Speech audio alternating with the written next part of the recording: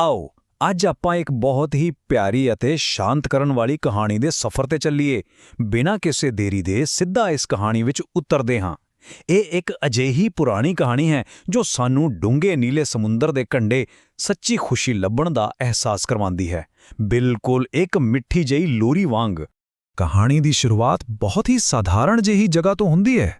ਜ਼ਰਾ ਕਲਪਨਾ ਕਰੋ, ਸਮੁੰਦਰ ਦੀਆਂ ਲਹਿਰਾਂ ਦੇ ਬਿਲਕੁਲ ਨੇੜੇ ਇੱਕ ਬਹੁਤ ਹੀ ਛੋਟੀ, ਥੋੜੀ ਜਿਹੀ ਸਿੱਲੀ ਅਤੇ ਉੱਲੀ ਲੱਗੀ ਹੋਈ ਚੌਂਪੜੀ ਹੈ। ਇੱਥੇ ਇੱਕ ਮਛੇਰਾ ਅਤੇ ਉਸਦੀ ਪਤਨੀ ਰਹਿੰਦੇ ਹਨ।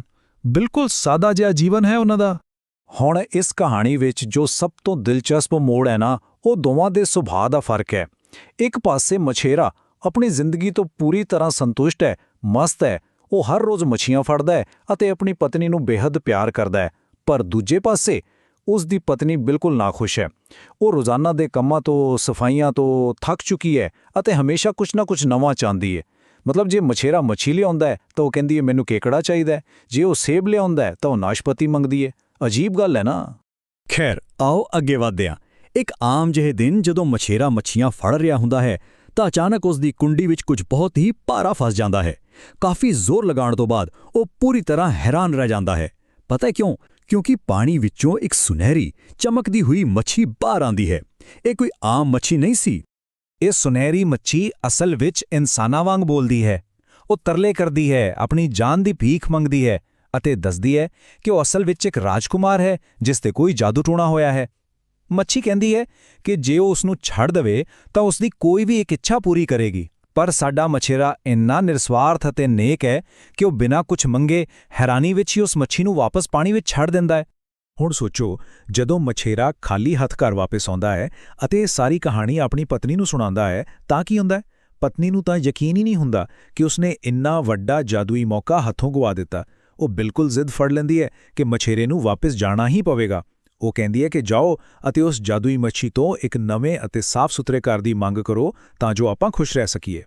ਵਿਚਾਰਾ ਮਛੇਰਾ ਆਪਣੀ ਪਤਨੀ ਦੀ ਜ਼ਿੱਦ ਅੱਗੇ ਝੁੱਕ ਕੇ ਵਾਪਸ ਸਮੁੰਦਰ ਵੱਲ ਜਾਂਦਾ ਹੈ ਅਤੇ ਲਹਿਰਾਂ ਨੂੰ ਦੇਖ ਕੇ ਇੱਕ ਲੈਅਬੱਧ ਆਵਾਜ਼ ਵਿੱਚ ਗਾਉਂਦਾ ਹੈ, ਮੱਛੀ ਮੱਛੀ ਮੱਛੀ ਰਾਜਕੁਮਾਰ, ਮੈਂ ਬਸ ਇੱਕ ਇੱਛਾ ਪੂਰੀ ਕਰਨਾ ਚਾਹੁੰਦਾ ਹਾਂ।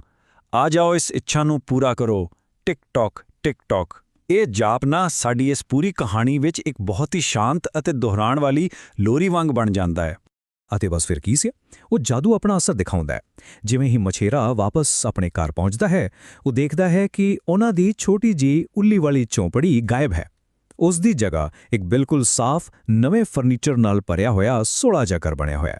ਸਭ ਕੁਝ ਬਿਲਕੁਲ ਬੇਦਾਗ ਅਤੇ ਸੰਪੂਰਨ ਹੁੰਦਾ ਹੈ। ਪਰ ਇੱਥੇ ਇੱਕ ਵੱਡਾ ਸਵਾਲ ਉੱਠਦਾ ਹੈ ਕਿ ਇੱਕ ਸੰਪੂਰਨ ਘਰ ਹਮੇਸ਼ਾ ਲਈ ਖੁਸ਼ ਰਹਿਣ ਵਾਸਤੇ ਕਾਫੀ ਹੁੰਦਾ ਹੈ? ਦੇਖੋ, ਜਿਵੇਂ ਹੀ ਰਾਤ ਪੈਂਦੀ ਹੈ, ਪਤਨੀ ਨੂੰ ਨੀਂਦ ਨਹੀਂ ਆਉਂਦੀ। ਉਸ ਦਾ ਦਿਮਾਗ ਪਹਿਲਾਂ ਹੀ ਦੌੜਨ ਲੱਗ ਪੈਂਦਾ ਹੈ ਕਿ ਹੋਰ ਵੱਡੀਆਂ ਚੀਜ਼ਾਂ ਕਿਵੇਂ ਪ੍ਰਾਪਤ ਕੀਤੀਆਂ ਜਾਣ। ਉਹ ਸ਼ਾਂਤੀ ਅਤੇ ਸੰਤੁਸ਼ਟੀ ਜਿਸ ਦੀ ਭਾਲ ਸੀ, ਉਹ ਅਜੇ ਵੀ ਕਿਤੇ ਨਜ਼ਰ ਨਹੀਂ ਆਉਂਦੀ। ਤਾਂ ਸਭ ਤੋਂ ਮਹੱਤਵਪੂਰਨ ਗੱਲ ਇਹੀ ਹੈ ਕਿ ਉਹ ਸੰਤੁਸ਼ਟੀ ਬਸ ਪਲ ਦੋ ਪਲ ਦੀ ਹੀ ਸੀ। ਅਗਲੀ ਸਵੇਰ ਹੁੰਦਿਆਂ ਹੀ ਪਤਨੀ ਕਹਿਣ ਲੱਗ ਪੈਂਦੀ ਹੈ ਕਿ ਇਹ ਘਰ ਵੀ ਬਹੁਤ ਛੋਟਾ ਹੈ। ਉਹ ਸਿੱਧੀ ਮੰਗ ਕਰਦੀ ਹੈ ਕਿ ਹੁਣ ਉਸ ਨੂੰ ਇੱਕ ਰਾਣੀ ਬਣਨਾ ਹੈ ਅਤੇ ਇੱਕ ਬਹੁਤ ਹੀ ਸ਼ਾਨਦਾਰ ਮਹਿਲ ਵਿੱਚ ਰਹਿਣਾ ਹੈ। ਇੱਕ ਵਾਰ ਫਿਰ ਤੋਂ ਉਹੀ ਧੀਮੀ ਅਤੇ ਸ਼ਾਂਤ ਟਿਕ-ਟੌਕ ਵਾਲੀ ਆਵਾਜ਼ ਪਾਣੀ ਦੀਆਂ ਲਹਿਰਾਂ ਉੱਤੇ ਗੂੰਜਦੀ ਏ। ਵਿਚਾਰਾ ਮਛੇਰਾ, ਜੋ ਅੰਦਰੋਂ ਬਿਲਕੁਲ ਵੀ ਜਾਣਾ ਨਹੀਂ ਚਾਹੁੰਦਾ ਸੀ, ਸਿਰਫ ਆਪਣੀ ਪਤਨੀ ਦੀ ਖੁਸ਼ੀ ਦੀ ਖਾਤਰ ਉਸ ਸੁਨਹਿਰੀ ਰਾਜਕੁਮਾਰ ਨੂੰ ਦੁਬਾਰਾ ਆਵਾਜ਼ ਮਾਰਦਾ ਹੈ ਤਾਂ ਜੋ ਇਹ ਨਵੀਂ ਇੱਛਾ ਪੂਰੀ ਕੀਤੀ ਜਾ ਸਕੇ। ਆਪਾਂ ਸਾਫ਼ ਦੇਖ ਸਕਦੇ ਹਾਂ ਕਿ ਇਹ ਮੰਗਾਂ ਕਿੰਨੀ ਤੇਜ਼ੀ ਨਾਲ ਵੱਧ ਰਹੀਆਂ ਹਨ। ਪਹਿਲਾਂ ਇੱਕ ਛੋਟੀ ਝੌਂਪੜੀ, ਫਿਰ ਇੱਕ ਸੁੰਦਰ ਜਿਹਾ ਘਰ, ਫਿਰ ਰਾਣੀ ਬਣਨ ਲਈ ਇੱਕ ਵਿਸ਼ਾਲ ਮਹਿਲ ਅਤੇ ਉਸ ਤੋਂ ਬਾਅਦ ਮਹਾਰਾਣੀ ਬਣਨ ਲਈ ਪਹਿਰੇਦਾਰਾਂ ਵਾਲੀ ਇੱਕ ਹੋਰ ਵੀ ਵੱਡੀ ਰਿਆਸਤ। ਇੱਛਾਵਾਂ ਦਾ, ਲਾਲਚ ਦਾ ਕੋਈ ਅੰਤ ਹੀ ਨਹੀਂ ਦਿਖਾਈ ਦੇ ਰਿਹਾ ਸੀ। ਹੁਣ ਇੱਥੇ ਧਿਆਨ ਦੇਣ ਵਾਲੀ ਗੱਲ ਇਹ ਹੈ ਕਿ ਕਿਵੇਂ ਹੋਰ ਪਾਉਣ ਦੀ ਭੁੱਖ ਨੀਂਦ ਵਰਗੇ ਸਭ ਤੋਂ ਸਾਦੇ ਅਤੇ ਆਰਾਮਦਾਇਕ ਕੁਦਰਤੀ ਤੋਹਫੇ ਨੂੰ ਵੀ ਇਨਸਾਨ ਤੋਂ ਖੋਹ ਲੈਂਦੀ ਹੈ। ਮਛੇਰਾ ਤਾਂ ਬਸ ਇਹ ਪ੍ਰਾਰਥਨਾ ਕਰਦਾ ਹੋਇਆ ਮਿੱਠੀ ਨੀਂਦ ਸੌਂ ਜਾਂਦਾ ਹੈ ਕਿ ਰੱਬ ਕਰੇ ਉਸ ਦੀ ਪਤਨੀ ਹੋਰ ਕੁਝ ਨਾ ਮੰਗੇ। ਪਰ ਪਤਨੀ, ਉਹ ਸਾਰੀ ਰਾਤ ਜਾਗਦੀ ਰਹਿੰਦੀ ਹੈ, ਪਾਸੇ ਮਾਰਦੀ ਰਹਿੰਦੀ ਹੈ, ਇਹ ਸੋਚਦੀ ਹੋਈ ਕਿ ਅੱਗੇ ਹੋਰ ਕੀ ਮੰਗਿਆ ਜਾਵੇ। ਇਸੇ ਬੇਚੈਨੀ ਵਿੱਚ ਇੱਕ ਪੂਰਾ ਹਫ਼ਤਾ ਬੀਤ ਜਾਂਦਾ ਹੈ ਅਤੇ ਫਿਰ ਉਹ ਮੰਗ ਸਾਹਮਣੇ ਆਉਂਦੀ ਹੈ ਜੋ ਬਿਲਕੁਲ ਅਸੰਭਵ ਹੈ। ਪਤਨੀ ਮਹਿਸੂਸ ਕਰਦੀ ਹੈ ਕਿ ਸਮਾਂ ਬੀਤਦਾ ਜਾ ਰਿਹਾ ਹੈ, ਇਸ ਲਈ ਹੁਣ ਉਹ ਸਮੇਂ ਨੂੰ ਹੀ ਕੰਟਰੋਲ ਕਰਨਾ ਚਾਹੁੰਦੀ ਹੈ। ਉਹ ਚਾਹੁੰਦੀ ਹੈ ਕਿ ਉਹ ਬੱਦਲਾਂ ਤੋਂ ਉੱਪਰ ਰਹੇ ਅਤੇ ਸੂਰਜ ਅਤੇ ਚੰਦਰਮਾ ਤੇ ਰਾਜ ਕਰੇ। ਉਹ ਦੁਨੀਆ ਦੀ ਸਭ ਤੋਂ ਤਾਕਤਵਰ ਹਸਤੀ ਬਣਨਾ ਚਾਹੁੰਦੀ ਹੈ।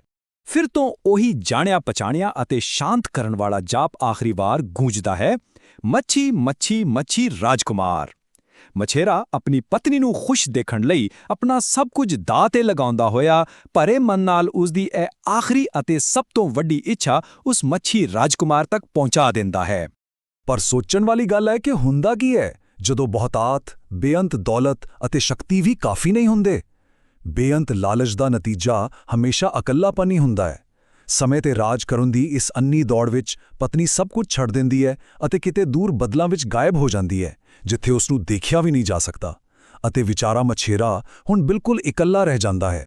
ਇੱਥੇ ਆ ਕੇ ਸਭ ਤੋਂ ਪਿਆਰਾ ਅਤੇ ਮਹੱਤਵਪੂਰਨ ਪਲ ਆਉਂਦਾ ਹੈ, ਮਛੇਰੇ ਦੀ ਆਪਣੇ ਲਈ ਮੰਗੀ ਗਈ ਪਹਿਲੀ ਅਤੇ ਆਖਰੀ ਇੱਛਾ। ਉਹ ਹੱਥ ਜੋੜ ਕੇ ਬੇਨਤੀ ਕਰਦਾ ਹੈ, ਮੇਰੀ ਪਤਨੀ ਹਮੇਸ਼ਾ ਮੇਰੇ ਨਾਲ ਰਹੇ ਅਤੇ ਬਹੁਤ ਖੁਸ਼ ਰਹੇ, ਬਸ ਇਹੀ ਮੇਰੀ ਇੱਛਾ ਹੈ। ਇਹ ਨਾ ਇੱਕ ਬਿਲਕੁਲ ਸ਼ੁੱਧ ਅਤੇ ਨਿਰਸਵਾਰਥ ਪਿਆਰ ਦੀ ਨਿਸ਼ਾਨੀ ਹੈ ਜੋ ਸਿੱਧਾ ਦਿਲ ਨੂੰ ਛੂ ਲੈਂਦੀ ਹੈ। ਅਤੇ ਇੱਥੇ ਕਹਾਣੀ ਬਹੁਤ ਹੀ ਖੂਬਸੂਰਤੀ ਅਤੇ ਸ਼ਾਂਤੀ ਨਾਲ ਆਪਣੀ ਸ਼ੁਰੂਆਤ ਵੱਲ ਵਾਪਸ ਮੁੜਦੀ ਹੈ। ਉਹ ਦੂਰ ਦੇ ਬੱਦਲ ਹੌਲੀ-ਹੌਲੀ ਗਾਇਬ ਹੋ ਜਾਂਦੇ ਹਨ ਅਤੇ ਉਹ ਪੁਰਾਣੀ ਛੋਟੀ ਜਿਹੀ ਪਿਆਰੀ ਜੀ ਚੌਂਪੜੀ ਵਾਪਸ ਆ ਜਾਂਦੀ ਹੈ। ਪਤਨੀ ਬਾਹਰ ਖੜੀ ਹੁੰਦੀ ਹੈ, ਪਰ ਇਸ ਵਾਰ ਉਹ ਆਖਿਰਕਾਰ ਪੂਰੀ ਤਰ੍ਹਾਂ ਸੰਤੁਸ਼ਟ ਹੈ। ਸਾਰੀਆਂ ਫालतू ਚੀਜ਼ਾਂ ਖਤਮ ਹੋ ਜਾਂਦੀਆਂ ਹਨ ਅਤੇ ਜ਼ਿੰਦਗੀ ਵਿੱਚ ਜੋ ਅਸਲ ਵਿੱਚ ਮਾਇਨੇ ਰੱਖਦਾ ਹੈ, ਸਿਰਫ ਉਹ ਪਿਆਰ ਬਚ ਜਾਂਦਾ ਹੈ। ਉਸ ਛੋਟੀ ਜਿਹੀ ਚੌਂਪੜੀ ਵਿੱਚ ਵਾਪਸ ਆ ਕੇ ਪਤਨੀ ਨੂੰ ਜ਼ਿੰਦਗੀ ਦਾ ਇੱਕ ਬਹੁਤ ਹੀ ਡੂੰਘਾ ਅਹਿਸਾਸ ਹੁੰਦਾ ਹੈ। ਉਹ ਮੰਨਦੀ ਹੈ ਕਿ ਉਹ ਕਦੇ ਸਮਝ ਹੀ ਨਹੀਂ ਸਕੀ ਸੀ ਕਿ ਜੋ ਪਹਿਲਾਂ ਹੀ ਉਸਦੇ ਕੋਲ ਸੀ, ਉਸ ਦੀ ਅਸਲ ਕੀਮਤ ਕੀ ਸੀ। ਸੱਚ ਤਾਂ ਇਹ ਹੈ ਕਿ ਸਭ ਤੋਂ ਛੋਟੀਆਂ, ਸਭ ਤੋਂ ਸਾਦੀਆਂ ਚੀਜ਼ਾਂ ਹੀ ਹਮੇਸ਼ਾ ਤੋਂ ਸੱਚੀ ਖੁਸ਼ੀ ਦਾ ਅਸਲ ਸਰੋਤ ਹੁੰਦੀਆਂ ਹਨ। ਸਾਡੇ ਅੱਜ ਦੇ ਇਸ ਸ਼ਾਂਤਮਈ ਸਫ਼ਰ ਨੂੰ ਖਤਮ ਕਰਦੇ ਹੋਏ ਇਹ ਕਹਾਣੀ ਸਾਡੇ ਸਾਰਿਆਂ ਲਈ ਇੱਕ ਬਹੁਤ ਹੀ ਪਿਆਰਾ ਅਤੇ ਸੋਚਣ ਵਾਲਾ ਸਵਾਲ ਛੱਡ ਜਾਂਦੀ ਹੈ। ਸੱਚੀ ਖੁਸ਼ੀ ਚੁੱਪਚਾਪ ਕਿੱਥੇ ਸਾਡਾ ਇੰਤਜ਼ਾਰ ਕਰ ਰਹੀ ਹੁੰਦੀ ਹੈ? ਅਕਸਰ ਸੱਚੀ ਸੰਤੁਸ਼ਟੀ ਬਿਲਕੁਲ ਉੱਥੇ ਹੀ ਮੌਜੂਦ ਹੁੰਦੀ ਹੈ ਜਿੱਥੋਂ ਅਸੀਂ ਆਪਣਾ ਸਫ਼ਰ ਸ਼ੁਰੂ ਕੀਤਾ ਹੁੰਦਾ ਹੈ। ਸਾਨੂੰ ਬਸ ਰੁਕ ਕੇ ਉਸ ਨੂੰ ਪਹਿਚਾਨਣ ਦੀ ਲੋੜ ਹੁੰਦੀ ਹੈ।